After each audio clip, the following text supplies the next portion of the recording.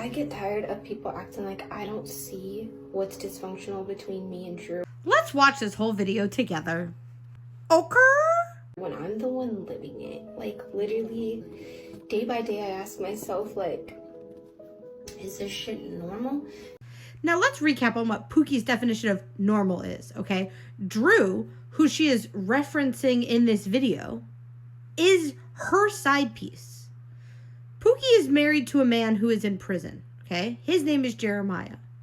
In this video, Pookie is complaining about the side piece she has, Drew Jenkins, who she lives with, who she has 2 children with, who she lives in a motel room with 4.5 kids. The 5th one got removed. So that's her normal. Her normal is a family of 6 living in a motel room. So no, Pookie. Nothing you're doing is normal. Let's start there.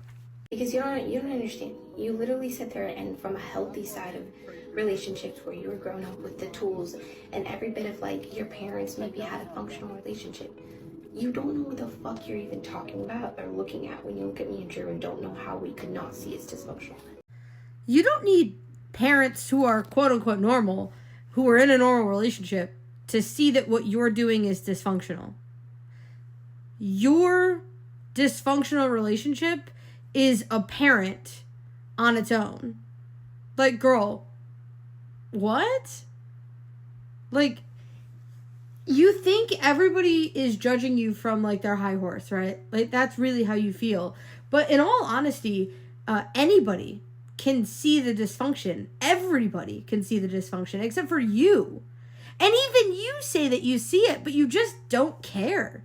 You're so comfortable and happy in this dysfunctional, awful situation when you literally have an escape. You can go to your mom's house. You act like you're trapped, and you're really not trapped at all. For me, I'm learning it as I go. And I'm sitting here like, this just doesn't feel right. But then like when I was a kid, like I was forced to see that this is the only way. So it's like, okay, but now as an adult, when I act out the same way and I see how it affects the people around me, like. Now, Pookie, if you were in your late teens, early 20s, mid 20s, late 20s, sure. Figuring things out. Girl, you're 31 years old. You're 31 years old with 4 children, 2 of them with this man in this dysfunctional relationship. At what point do you learn? At what point do you go to therapy? At what point do you deal with your childhood trauma and grow up? You make excuse after an excuse, and you blame your mom, and you blame your sister, and you blame your brother, and you blame your stepdad, and you blame your biological dad. You're 31. Start blaming yourself. At this point, start blaming yourself. Sorry. Girl, I'm sorry. You're too old. You're too old. You're 31. You have to stop. You just do. This is something that you should have dealt with in your 20s. This is something you should have dealt with after you found out that your husband went to prison for touching kids. This is something that you should have dealt with already. Like, I'm sorry. I don't know what to tell you. You met a registered offender, right? You met him. He told you on his first date he was a level 3 registered offender. And you said, well, he paid for dinner. So you had a kid with him. That's what happened. That's what happened, because that's you wrote that in a letter to a judge to defend your husband. So I'm not really quite sure like what you thought was going to happen with this video. Do you think that everyone's going to be like, yeah, that's tough. Yeah, no, prayers. No, grow up. Grow up. Go to therapy. Why don't you get yourself one of those BetterHelp, like, ad reads or something? Maybe get yourself some BetterHelp, right? Get yourself some online therapy, because you also don't work. You actually have all day to work on yourself because you do nothing all day. So you have actually no excuse. If you were a full-time working single mom, sure, you get a pass. You don't have time to put in the work. You're just trying to survive. You, though, you are living your best life in this crumbly, dusty, dirty motel room. Living it up all day, every day, just bopping around doing nothing. I bet you sit on your phone all day and scroll on TikTok. I bet that's all you do. You get your older kids on the bus. You put your younger two nowhere. You just let them roam free. You could care less about their safety. And that's it. And you just scroll TikTok all day. Like, that is what I think you do. And you really can't prove to me otherwise. And then I think that you clean probably after dinner. I think you probably cook dinner and then you clean right before King Daddy's going to wake up. Because you got King Daddy sleeping in the car. But then he says that he goes out and door dashes and whatever all day. Listen, I don't know. Y'all are a mess. You need to fix yourself. Let's see what else you have to say. I'm trying to wipe my camera off.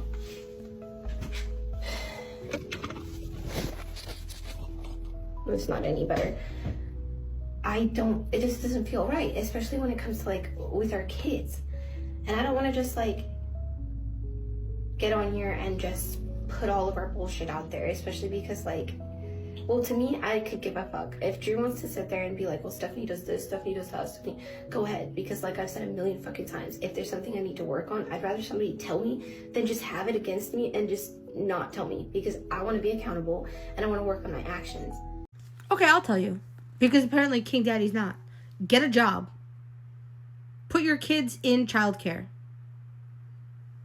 Save money from your job. If you are living off of Drew's income, all of the money you make needs to go into a house account or a apartment account, and you need to save the money that you have from working to get yourself an apartment, to get your kids out of homelessness. You could do that. You choose not to, okay? You need to go to therapy because whatever happened in your childhood that is still bothering you at 31 years old needs to not. And if it's affecting you this much, you really have to figure it out because you are far too old to be worrying about whatever happened when you were a kid. And I'm sorry. And I know that that's tough to hear. And I know a lot of people are going to be like, oh my God, no. Sorry. You have 4 kids. I don't know what to tell you. If you were a single woman with no kids, sure, be as traumatized as you want. But your kids are about to be teenagers and they'll live in the same room. That's a problem, okay? That's a big problem. And you have to fix it. So fix it. Or, actually, here's a speed run of fixing your life. Break up with Drew and move in with your mom tomorrow. Let your mom fix your problems. Those are your 2 options. Do it yourself. If you don't want to do it yourself, go home to your mom. There you go. You wanted accountability? There's your accountability. All of this is your fault. Also, divorce your pedophile husband, weirdo.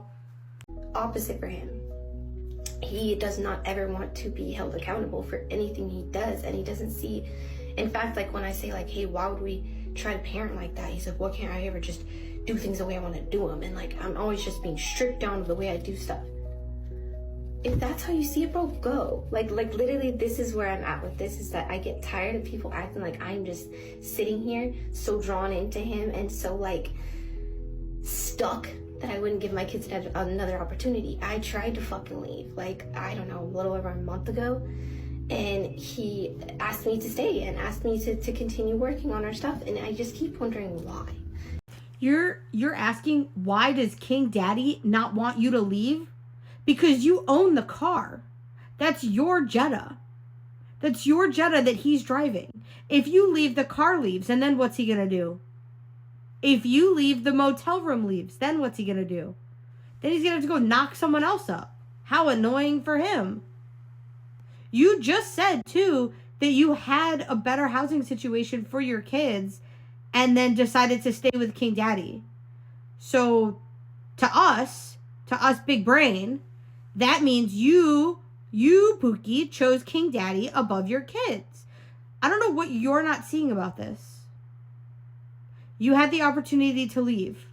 You had a better situation than King Daddy. You chose to stay with King Daddy because he said stay. Girl, he told you to stay because what's he going to do with that little TikTok money? And if you say he's not spending the TikTok money, then how come every time he posts a little vlog where he's at the McDonald's, he's paying with a PayPal card? You know how TikTok pays in the US? Through PayPal. It's the only way to get paid from TikTok is via PayPal. So if you see a PayPal card, listen, I don't know anybody that has a PayPal card. Unless you're getting paid on TikTok. Because you're forced to do that. So, listen. If you are being tricked by this bum, then you're something else, Pookie. He doesn't even like you. You just own the car and like have a place to stay. He'll never talk to you again. If you go back to your mom's house, you will never hear from him again. Like, yikes. I don't know what to tell you. He's gonna go knock somebody else up. You're really not that important. You're you as well. You have to be quite difficult to live with, I would imagine. Girl, you're ridiculous. Because how you have time to read, literally, guys, you go into his messages on TikTok, not one is unread. I have 900 and something unread. I don't have the time to sit there and read through every message, but he sits and reads every message, and 90% of them come from women who are thirsty. My man. Listen, I don't know what you guys want to say about King Daddy, okay? But King is thirsty. He's looking for his fourth baby mama. And he's going to find her. Don't you worry, he's going to find her. Whoever's sliding into King Daddy's DMs, from a gossip standpoint, hilarious. From a real standpoint, please leave my man alone. No, but like, please, like, what are you guys doing? Also, she's not wrong. So I also I think I have like, I don't know, 800 something unread messages. And I would imagine she has similar. She had 900 something. It's overwhelming. It is very overwhelming to go through your DMs. Once you have like a certain number of followers, it's and certain number of messages, I think it starts categorizing them. Like you can filter by like how many followers other people have, so that you only see messages from big creators and stuff, and businesses. It filters it for you. For King Daddy to go through every single message he's ever been sent is actually quite insane. I'm with her on this one. That's bad. Like that's a lot of work to do that. That is hours. Yikes. Yeah, yikes. That is more work than having a Tinder and like him finding girls on Tinder. Going through your DMs and responding to every single DM, and I would imagine he probably has like 600-700 messages. That is so much work for him to do, and to then like have conversations with these people. King, you know what? King's a better content creator than most of us. He's really engaged with his audience. I can't believe that. That is crazy. That's bad. That's bad. That's not good. That's not a good sign. That's not a good sign. Mm-mm. What are you doing reading all that if you're actually satisfied in the relationship you're in? I can't stomach it because it does not make any sense to me. How many things he'll do that don't show a true level of commitment, and then he sits back and tells me, "Don't leave." No, I'm all for this, and like makes me feel so like I'm the one in the wrong for even questioning it. Oh, he doesn't have his fourth baby mama picked out yet. He needs her before he leaves you. You have the car. What are you not seeing about this? You have a car and you have a fluid income where you get a couple grand every month. Then he could just go blow on blow. And then as far as like, oh, he's sleeping on the couch, that's by choice. Okay, because I have been bed sharing with the two younger for a while now, and by the time he gets home, there's not much space left in the bed, and he's like, well, I'd rather just sleep on the couch than try to squeeze my way into the bed with my family. That's on him.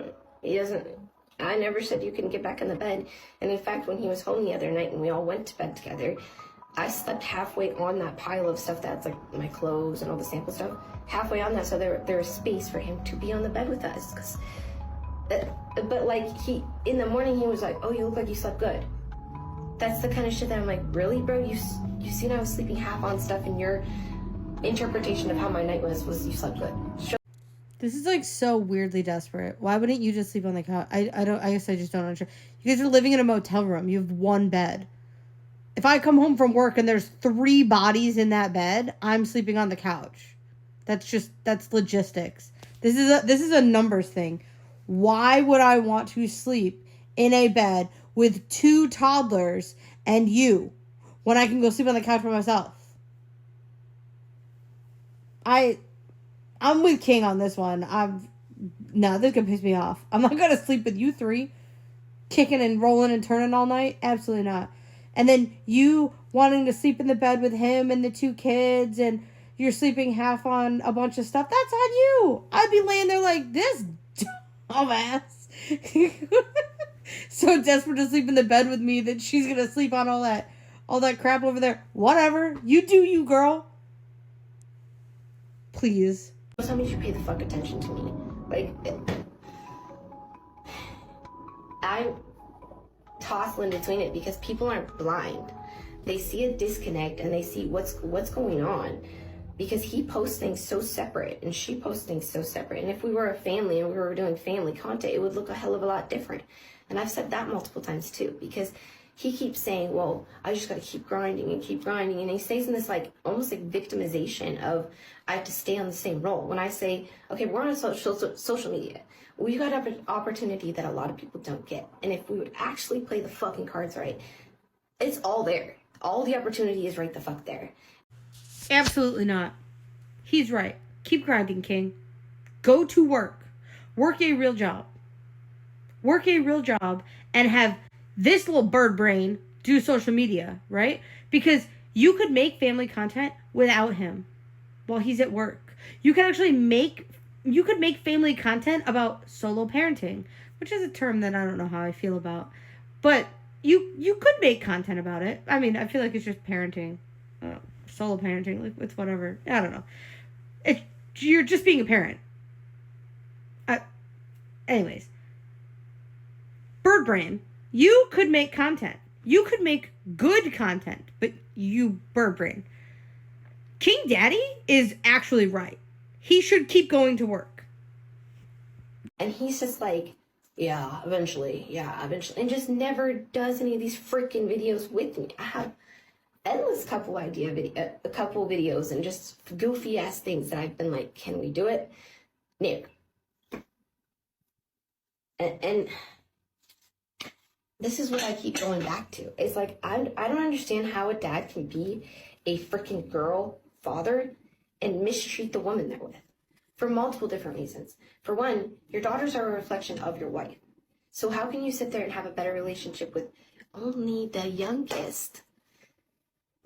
Because your oldest 2 daughters are not his daughters. Your oldest 2 daughters are the daughter of your husband, who is in prison for touching children. Potentially them. Per your mother, not us. That came from your own mom. So, what are you confused about? Also, where do they have time to have a relationship with King Daddy? Because you moved them into his 1-bedroom apartment with his son and just plopped them all in the living room while you went and made more babies. You didn't know this man. They didn't know this man. When are they supposed to have time to build a relationship with him when you guys are homeless in a motel room? He has to go to work. There's something bird brain wrong with you. Go to therapy. Knock it off. And you do the rest of your family. Like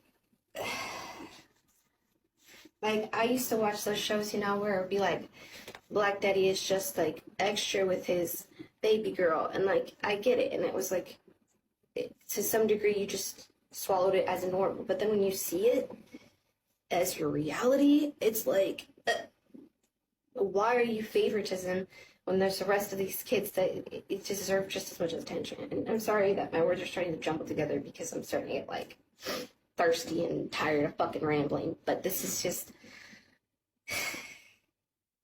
I'm fucking so tired and so confused and so don't understand, because I feel this calling to just be the best version of myself, be the best woman I can, best wife.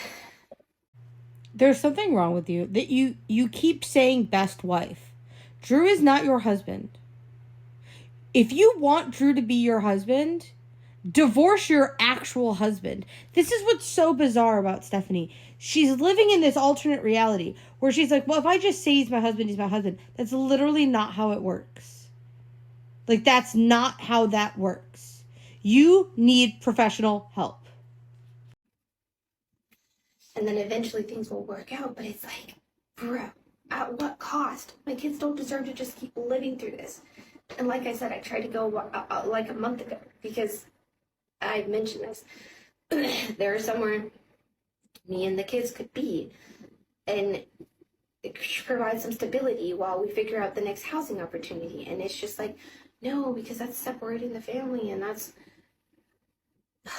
This is very important for you guys to understand. She is putting King Daddy Drew above her kids. You just heard her say she has a better opportunity. She has a more stable place to take the kids. And what is she doing? She's choosing to keep her kids in a homeless shelter motel room. A Mo shelter, if you will. With King Daddy, because she is choosing King Daddy yet again. Now, King Daddy doesn't want her to leave because she owns the Jetta. And if she leaves, the car goes. And then what's he going to do? He's got to go to work. He's got to find a fourth baby mama. And he's going to knock somebody else up. And that is just too much work for him. It's much easier to get bird brain to stay. I don't fucking get it. Why, if you know there's somewhere that your family would be more comfortable, would you not want them there? Again, that's where I question, does he actually have the same level of genuine care? Because I point out things that could make a difference, that could be a better opportunity, and it's just a, oh, cool, not really gonna happen.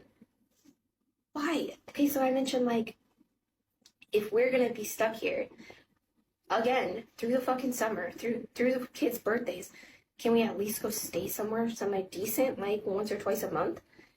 So, wait, hold on. Instead of taking your kids to a stable environment to live in, you want to go on a vacation to another motel. So you are living in a motel and you want to go to a nicer motel. Why don't you just go back to your mom's house? Go to the stable environment. What are you doing? You're just talking nonsense to try to justify staying with a bum who doesn't even like you. He does not like you, and everybody can see it. I'm sure your kids can see it too, right? Because you're talking about how are they supposed to have a relationship with him? He doesn't like you, and he doesn't like your kids. When are you gonna realize this? Everyone else has realized it. Girl, please, just leave. What are you waiting for? And you're just like, maybe. Why, bro? What is the hesitation to create more meaningful memories for your family than being stuck in this fucking motel room? And that's another thing. It's like, I'm here all the fucking time.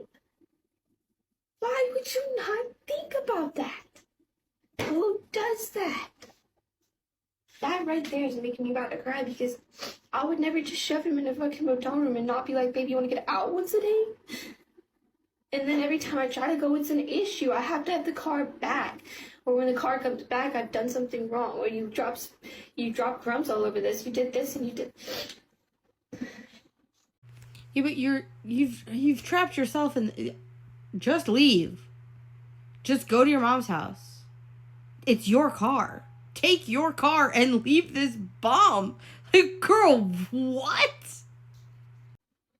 That's where I'm like, bro, with all these women and his fucking comments and him or his DMs and him reading them nonstop, and it's like, well, Drew's looking for something else, and y'all know what? Go ahead. That's how I feel about that. You think it's gonna be so much better for you? You think he's just gonna be an amazing man for you?